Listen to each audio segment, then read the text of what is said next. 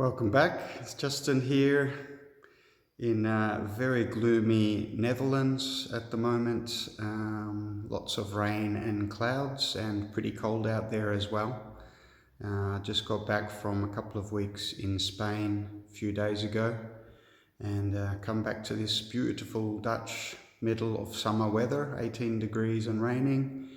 But fortunately I do have a nice display of Phalaenopsis to brighten things up a little bit. I don't have that much in bloom at the moment, but mainly the summer flowering Phalaenopsis are doing well.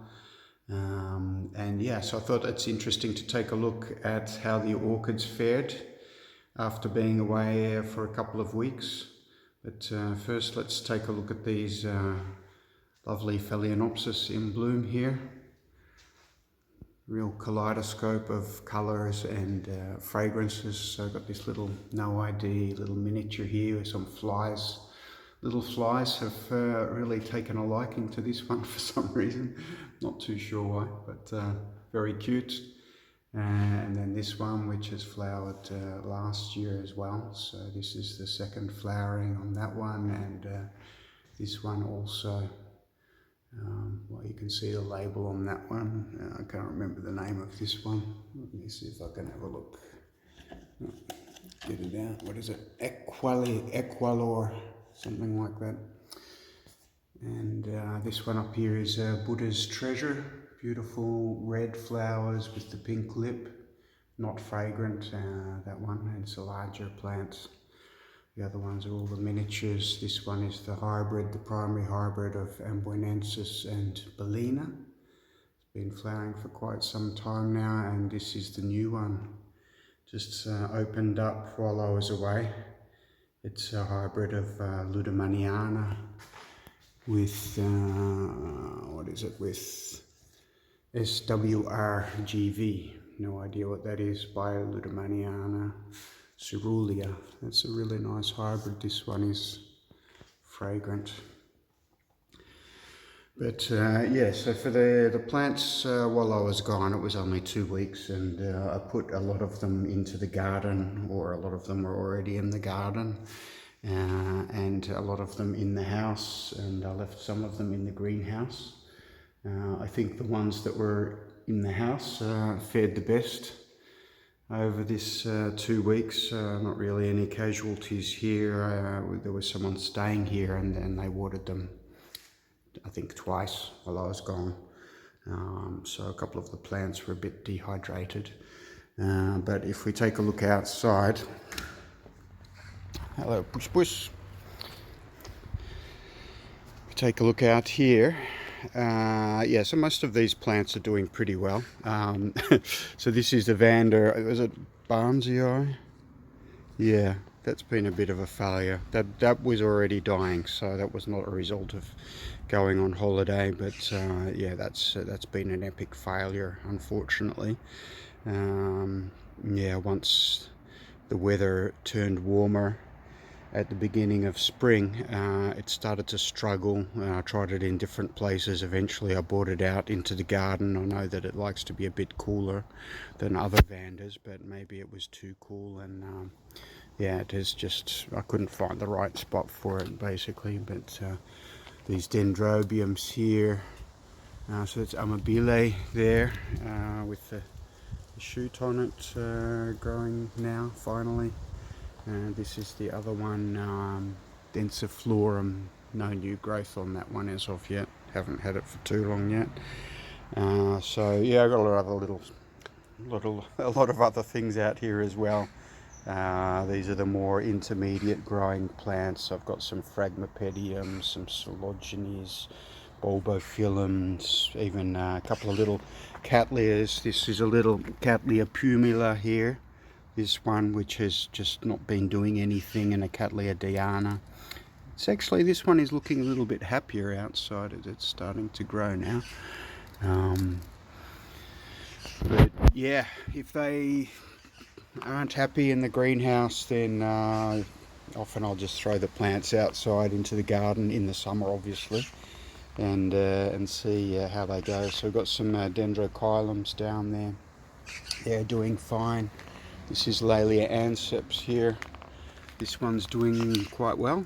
Nice big growth. Never have managed to flower this plant, so I'm hoping that this new treatment outdoors will encourage them to flower. Now the other thing which I've had a lot of out here while I've been gone apparently is a lot of slugs. So you can see this is a dahlia here, and it has been completely stripped bare in 2 weeks. This is a dendrobium, which I know the slugs love this plant as well, so that's always going to be difficult. And if we look over here underneath this beautiful Japanese maple, got a couple of plants here. This one here is a gongora, which is just finished flowering, and I've got a couple of maxillarias here. But the real tragedy which I wanted to show is these masdevallias. So yeah, the snails really got, I've put some pellets on there now, but it's too late. I should have done it before I went on holiday, and they really got hold of these masdevallias, and just stripped a couple of them completely bare. This was actually a new plant we just received recently from Luca hybrid, but that's gone for all intents and purposes. I can't see that one coming back. So, and this is the Masdevallia veitchiana, also really devastated. This one here is the Dracula sodiroi, or the subspecies thereof. These slugs didn't seem to find that one as palatable. Erythrochaete is the name of the subspecies of sodiroi. But the slugs weren't quite as didn't find that one quite as tasty, so I left it behind a little bit. A few other things going down there, but yeah, so that's the lesson learned for me is Masdevallias. It's all good and well to put them in the garden, but you really need to take care of the slugs. You need to have some kind of solution for them. That's the bromeliad, which I got recently, and another indoor plant. This is a cymbidium here, next to I forgot the name of that one. Yeah, so, but yeah, like this maxillaria here is doing very well. It's Sanderiana, which is quite rare in cultivation these days. But that's actually growing pretty well. And yeah, we can also take a look into the greenhouse and see how the plants have fared in the greenhouse. So it's all in one take today. One take video. Careful. Yeah, so I did set up a spray system while I was gone, and what basically happened was that some of the plants got a lot of water and some of them didn't get any. So some of the plants were looking really dehydrated when I got back, but being cattleyas, they're quite drought tolerant. Well, a lot of cattleyas out here anyway, and they're very drought tolerant, so they plump back up very quickly. So that worked out pretty well. So not really any major disasters out here in the greenhouse. Do have some cattleyas with sheaths on them, starting to mature. So that's a sheath there on the what is it? Hiroshima Melody Blue Genie. So that flowered last year. It's got another bud on it there as well, turning into a beast of a plant. But the flower last year was distorted, so I'm gonna see how it goes this year, and if it's not any better, then I think it might be headed to the bin. Yeah, but all the other stuff out here is all looking pretty good. No major dramas. Got the paphs there. These ones I actually kept in the house, which I'm glad that I did. but I've brought them back into the greenhouse now that I'm back and able to look after them. This one here, which is Dupriana, which is, I think it's Varshavicii by Warneri primary hybrid. This has got a sheath on it, on this growth. And where else have I got sheaths? I know I've got a couple more hiding somewhere. This Triani has got a sheath on it here, but I'm not sure if it's really flowering size. Still a pretty small plant, and got a tiny little sheath on it last year as well, so apparently it's really eager to start flowering, which is a very good sign. Yeah, this is the other one with a sheath. This is Cattleya Singing Scarlet. That's what it says on the label, at least. A red Cattleya hybrid. Last year it tried to flower, but I accidentally knocked the buds off. So hopefully this year we'll get flowers on the two growths there. Not sure if you can see the little sheath popping out there. So not really that much more excitement out here at the moment. A lot of things are in growth at the moment, obviously. Almost everything is in growth.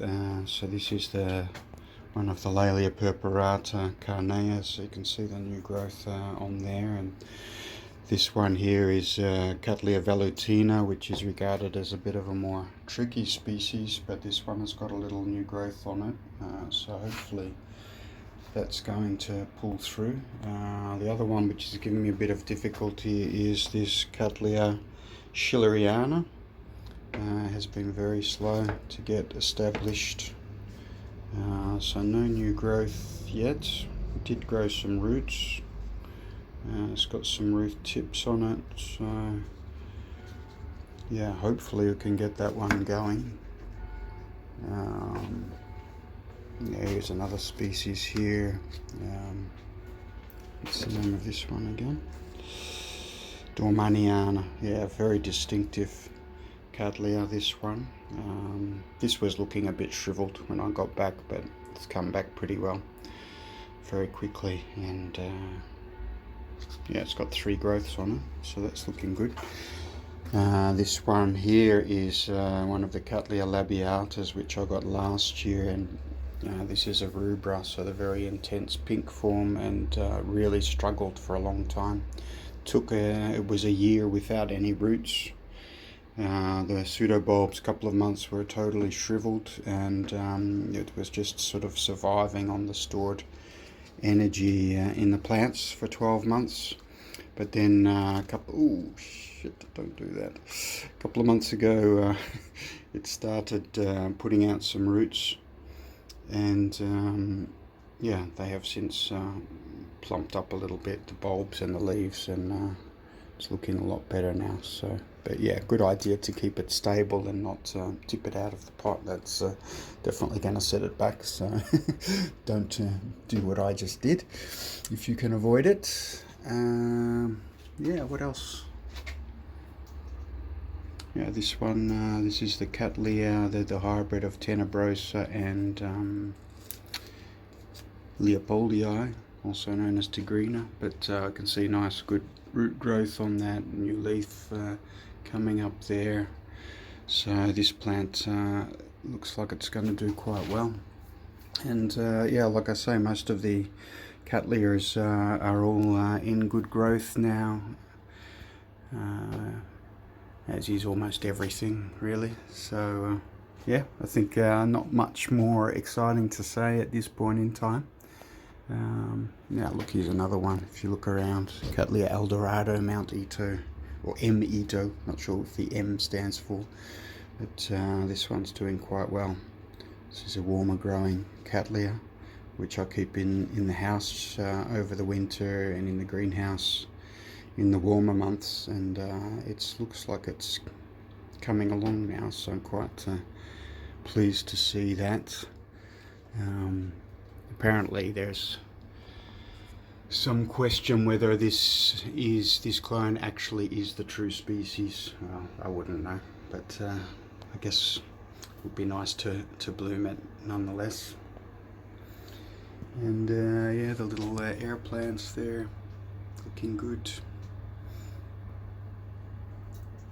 Yeah, it's a good summer growth on everything. So yeah, I'll leave it at that, I guess. And thanks for watching, and hope to see you again soon.